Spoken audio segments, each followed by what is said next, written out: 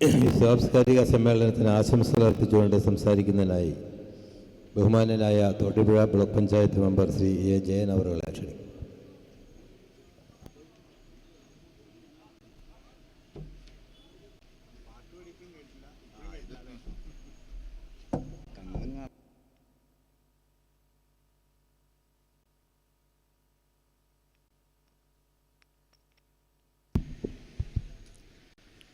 ബഹുമാന്യ ഈ സാംസ്കാരിക സമ്മേളനത്തിൻ്റെ അധ്യക്ഷൻ നമ്മുടെ ആദരണീയനായ ഗ്രാമപഞ്ചായത്തിൻ്റെ പ്രസിഡന്റ് PS ജേക്കബ് അവറുകൾ, ഉദ്ഘാടകൻ ഇവിടുത്തെ തീർന്ന retired head master VM Philippachan, library council ജില്ലാ കമ്മിറ്റി അംഗം ശ്രീ TR സോമൻ അവർകൾ, ഗ്രാമപഞ്ചായത്ത് സ്റ്റാൻഡിംഗ് കമ്മിറ്റി ചെയർമാൻമാരായ Tony Kuriakose, Jeena Anil, block member Jijo George, ഈ ക്ലബിൻ്റെ ഭാരവാഹികളെ, ഇവിടെ എത്തിച്ചേർന്നിട്ടുള്ള സഹോദരി സഹോദരന്മാരെ, സുഹൃത്തുക്കളെ, ഇവിടെ അധ്യക്ഷൻ സൂചിപ്പിച്ചു, ഏതൊരു പ്രവൃത്തിയും പെട്ടെന്ന് പ്രതികരണശേഷിയുള്ള ഒരു വിഭാഗം എന്ന് പറഞ്ഞാൽ യുവജനങ്ങളാണ്. 32 വർഷം മുമ്പ് യുവാക്കളായിരുന്ന കുറേ ആളുകൾ ചേർന്ന് രൂപീകരിച്ച ഈ ക്ലബ്ബ് ഇന്നും അവരുടെ നേതൃത്വത്തിൽ തന്നെയാണ് ഈ ക്ലബ്ബ് ചലിച്ചുകൊണ്ടിരിക്കുന്നത് എന്നുള്ള ഒരു വിഷമം ഈ അവസരത്തിൽ ഞാനിവിടെ പങ്കുവയ്ക്കുകയാണ്. കാരണം പുതിയ തലമുറ എന്തുകൊണ്ടോ ക്ലബിൻ്റെ ഭാരവാഹിത്വത്തിലേക്ക് എത്തുന്നില്ല എന്നുള്ളതാണ് അതിൻ്റെ പ്രധാന കാരണം. എല്ലാ വർഷവും ഇതുപോലെ വാർഷികാഘോഷം സംഘടിപ്പിക്കുമ്പോൾ ഇതിൻ്റെ ഭാരവാഹികളായിട്ടുള്ള നമ്മുടെ സുഹൃത്തുക്കൾ പറയും, അടുത്ത വർഷം ഈ പരിപാടി ഞങ്ങൾ നിർത്തുകയാണ്, ഈ വർഷവും കൂടെ ഉള്ളൂ, വേണമെങ്കിൽ സ്റ്റേജിൽ കയറി 2 പാട്ട് പാടിക്കോ, വേണമെങ്കിൽ സ്റ്റേജിൽ കയറി ഒന്ന് പ്രസംഗിച്ചോ എന്നൊക്കെ പറയാറുണ്ട്.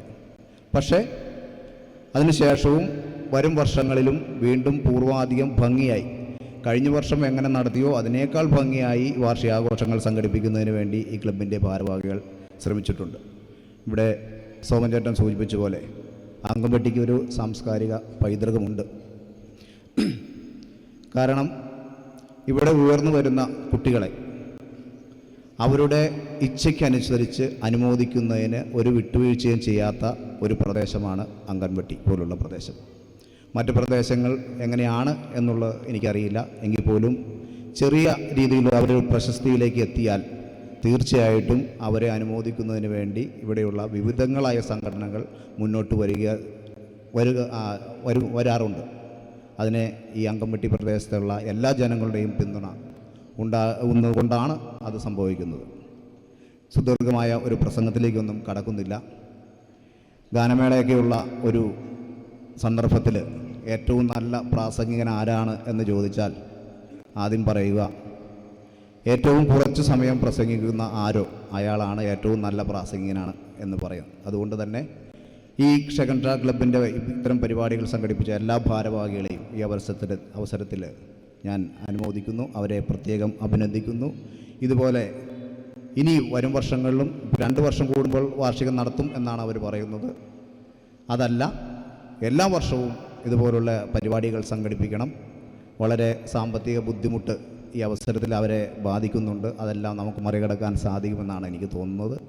ഈ ചിറ്റൂർ പ്രദേശത്തെയും നല്ലവരായ എല്ലാവരുടെയും പിന്തുണ അവർക്ക് വരും വർഷങ്ങളിലുണ്ടായിരുന്നു, തുടർന്നും അങ്ങനെ തന്നെ ഉണ്ടാകുമെന്നുള്ള കാര്യത്തിലും സംശയമില്ല.